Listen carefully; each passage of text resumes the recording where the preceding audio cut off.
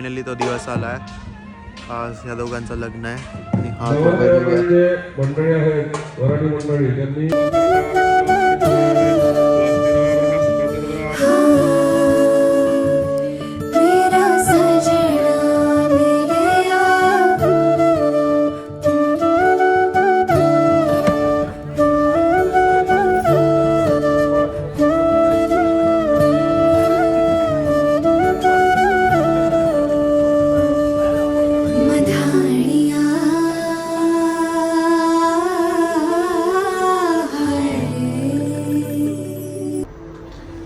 आता मी परत दुसरा आउटफिट चेंज करायला चाललो आहे.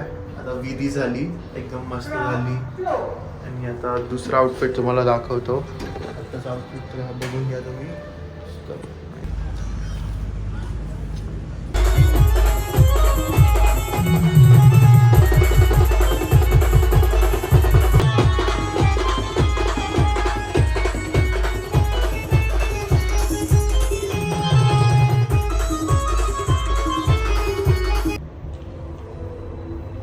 So as usual in Indian weddings आज पण लेट झालेला आहे. तर मी दीदीला घ्यायला चाललो आहे. सगळी पटपट पटपट आवरा आवरा आवरा करतात आहे. जिजू तिथं पोचलेले आहेत बरात वगैरे घेऊन. सो आता दीदीला घेणार आहे आणि मी पण जाणार आहे.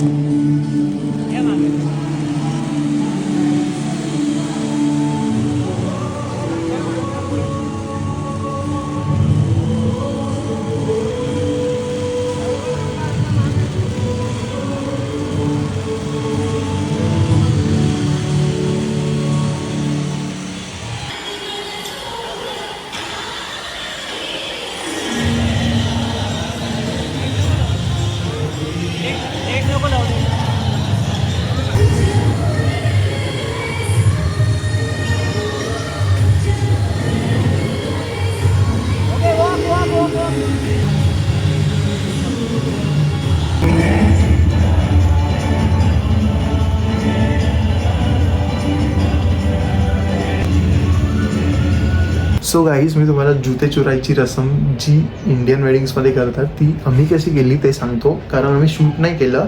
जर शूट केलं असतं तर जीजूनला लगेच समजलं असतं की हे काहीतरी करतात आहे, काहीतरी प्लॅन आहे. पण आमचा असं काही प्लॅन वगैरे नव्हता. जस्ट माहिती होतं की चोरायचं. आणि आम्ही म्हणजे मागच्या वेळेस पण जीजूनच्या लग्नात चोरलेले आणि ह्यावेळेस एकदम भारी नाही चोरले. सो तुम्ही स्टोरी ऐका. सो फर्स्ट ऑफ ऑल काय झालं, मी असं एका खुर्चीवर बसलेलो आणि इकडे बाकी सगळे लोक जेवत होते. युजली रिसेप्शन नंतर जेवत असतात ना सगळे, असे चेअर्सवर बसलेले. जीजू दीदी वगैरे होत्या. मी एका साईडच्या टेबलवर जाऊन बसलो आणि तिथं असं बसलेलो खात काहीतरी. नंतर मग थोड्या वेळाने कोणी नोटीस वगैरे नाही केलं मला, पण मी नंतर थोड्या वेळाने असे इकडे जीजू बसलेले, दीदी बसलेली. नंतर मी इकडे बसलेलो. तर तिथं जाऊन बसलो आणि मला हळूच मोठ्या जीजूंनी सांगितलं की तुला जुते चोरायचे. आणि दीदी पण बोलली की तुला चोरायचे. हळूच कानात सांगितलं आणि मी काय पाहिलं नाही.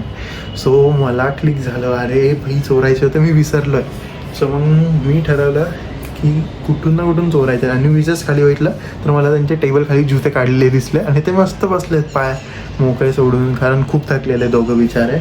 थोड्या वेळ उभं राहून रिसेप्शनला माहिती आहे तुमच्या काय हाल होतात. म्हणजे ज्यांनी अटेंड केलं त्यांना माहितीच असून कसे हाल होतात. ब्राईड आणि ग्रूमचे नुसते फोटोज काढ हे काढ. ते बिचारे दोघं थकलेले निवांत बसलेले आणि त्यांचे जुते खालीच होते. तर मी ते बघितले आणि मी दीदीला बोललं जा पटकन त्या साईडने जा, जीजूंशी बोल, त्यांना बिझी ठेवा आणि मी इकडून चोरतो. बट तसं नाही आलं. ते कोणाला तरी दुसऱ्यांना जो तिकडे बोलत बसले.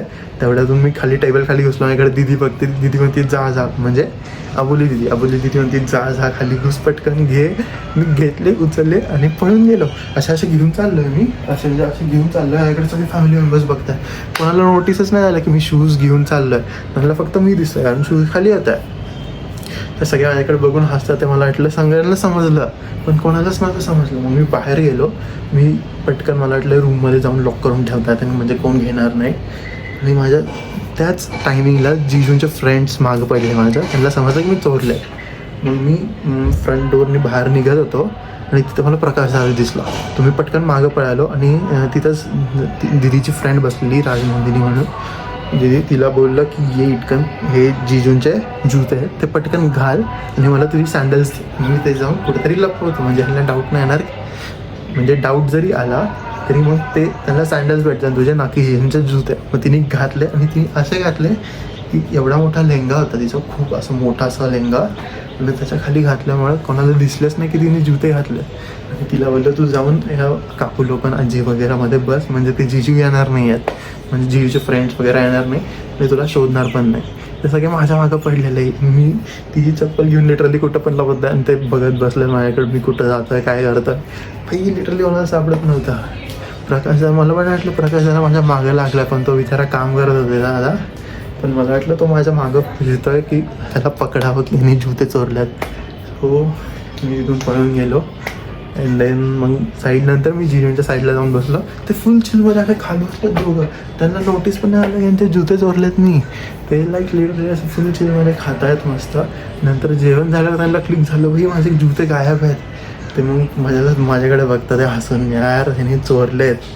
मग मी त्यांच्याकडं विचारत आहे यार तुमचे जूते कुठे जिजू, माझे देऊ का? जिजू माझ्याकडे हसतात बघून. मग ते झालं.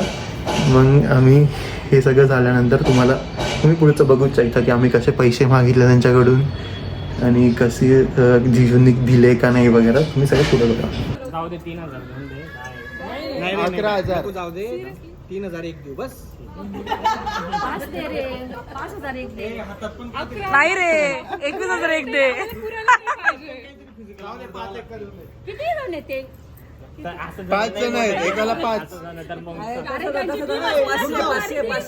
तुम पहिले हमारी साइड आहे का उनकी साइड आहे? हमारे साइड है हमारे.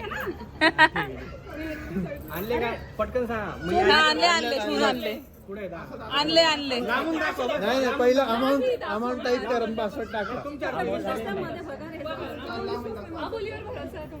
हा मग ती हो बोलते आणलेत आम्ही. तिने कानात नाही सांगितलंय म्हणून तर मला दडदड होते. मोबाईल मध्ये पटकन चलो. कॅमेरा तिला म्हणत टाक इथे मग मी टाकतो म्हणे. ठीक आहे. हा चला आमच्या आबोलीला टाक. नाही अमाऊंट टाक मला अमाऊंट. बहिणींचा एक मानपान असतो. सो कोणाला दुखायचं नाही.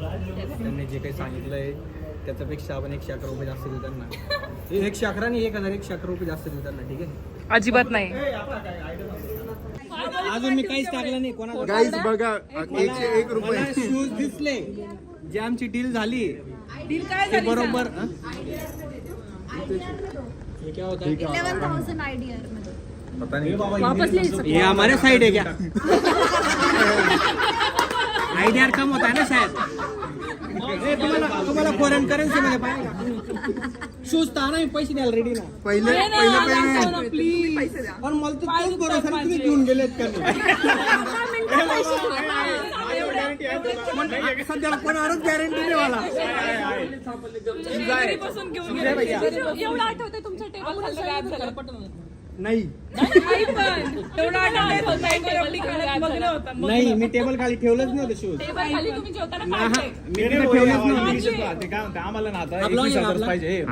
तेव्हा माझे शूज जेवताना मी टेबल खाली काढलेच नव्हते. मी दुसरीकडे ठेवले होते आणि दुसरीकडे तिसरेच लोक होते. बोलतायत 101 रुपये देतात ते फक्त बघा. असं मी बोलतात. स्कॅन करून ठेवलंय. मी मामांचा आईंचा यांचा सगळ्यांचा मान ठेवणार आहे. पण आमचे शूजच दिसत नाही मला. हा दाखवा पहिले शूज दाखवा. पण आणि तू मला हे दाखव अमाऊंट दाखव. हे काय पहिलं टाईप करा. नाही ब्लँक केलं. अमाऊंट मी दिली. बरं ठीक आहे आम्ही शूज देतो. आम्ही जी अमाऊंट टाकणार ते द्यायचं. नाही तुमची अमाऊंट तुम्हाला जर नाही भेटली तर शूज नाही द्यायचे बस. तू अशी amount दे फक्त. नाही ओढणार. एवढी चिटिंग तर मी नाही करणार. नाही एवढं असं नाही करणार. असं नाही. मी का आता धरून ठेवला. मी तर नाही घेणार. हे शूज आल्यावर कोणीच आमचा घ्यायचे विश्वास नाही. नाही ना. शूज कशाला घेऊ आल्यावर. हा ती सांगेन घेतलेत का नाही आम्ही घेतले. डन आता अबोलीची नाही. शपथ एका मिनिटात तुम्हाला शूज आणून देईल. हे इमोशनल ड्रामा खेळताय. त्याची शपथ.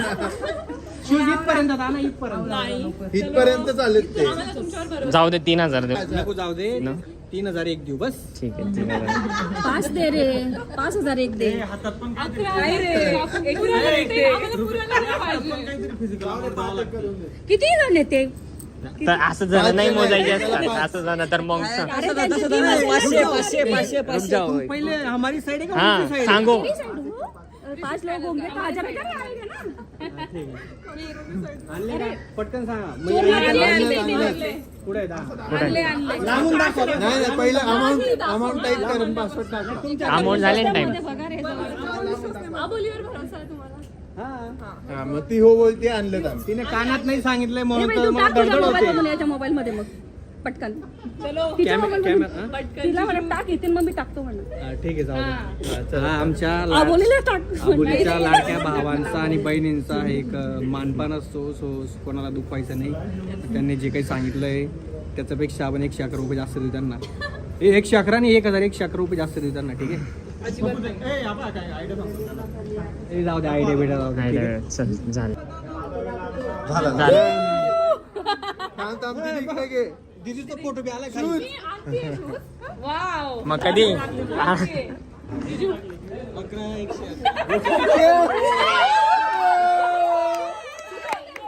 तिने घालून ठेवलं ते बघ. नाही ते आत्ताच घातलं त्यांनी एकदम मध्ये. कशी आहे मज्जा. आमचे जीजू खूप चांगले आहेत. अरे, चलो चलो चलो हिच्यावर भरोसा नाही.